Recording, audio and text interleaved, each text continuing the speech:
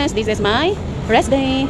Brigada Eskwela ako para sa aking anak na si MJ and in-enroll ko na siya. Pero alam na namin kung saang teacher sila kasi sinend sa amin sa GC. Nung grade 4, teacher niya, kung sino advisor niya and saan kami na room. So, dito kami sa, ayan o, 4th floor siya. As in, ito yung room niya. Room 508. Ayan. Brigada. So, anong gagawin sa Brigada Eskwela? Siyempre, magpakananay tayo, maglilinis tayo dito sa room. Hoy, kakatapos ko lang maglinis tayo. Yung ibang nanay, umuwi na, so kami na lang natira. Pero si ma'am nandyan na. Yan advisor ni MJ. Nandito. I think, hindi naman masyado mainit dito. Mahangin dito. So, maya na lang. Bye. No. Layo pa na. Yes, pauwi na kami. Ayan. First day of Brigada Eskwela. Sama ang aking baby love. Say hi! Baby love. Sobrang tangkad, my God. Nalupigan ang inahan. Ano yun dito? Grade 2. Grade 2 ba? Grade 2. Okay, let's go. Ang laki kasi ng school na to. Di ba? Graduate ka na dyan na building na yan. So, doon naman siya sa kabila.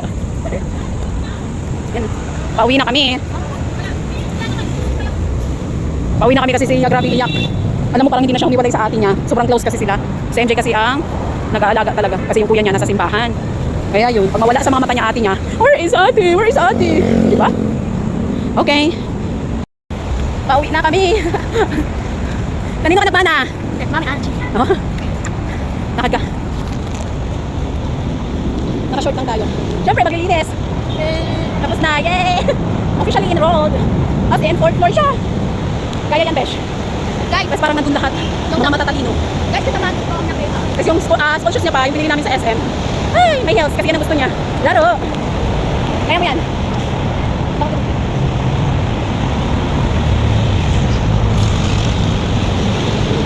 Ayan.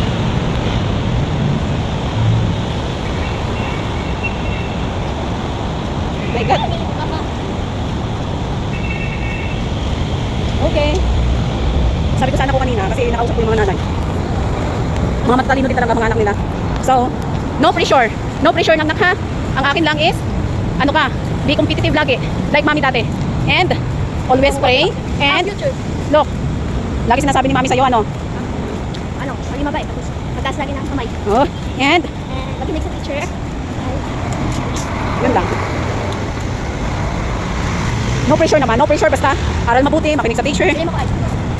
Huwag masyadong talkative inside the classroom kapag nandiyan na si teacher. Okay. And always participate. Always magtaas ng kamay. Kasi performance level talaga yung ano dyan. Alam ko naman. Ako sa grade 6 guys. Binila lang ni mami na kaito. Ano naman talaga siya tawag dito. Hindi naman siya mahihain. Biglang ka pa lang Gusto nga niya lahat ng mga activities kasali siya eh. Eh umiiyak siya pag hindi siya pinapasali. Pero pinakausap ko naman para hindi siya masyadong ma-depress. Ganun lang. Ganun naman talaga yung labanan bilang estudyante eh. Diba? Ganun lang. Ganun din si kuya. Yung kuya namin siya kasi talaga siya eh. Pero tingnan mo wala kami masyado picture niya sa school. Ayaw niya kasi magpa-picture. Yun. Both sila pa rin na section 1. So yun guys, pauwi na kami. Okay.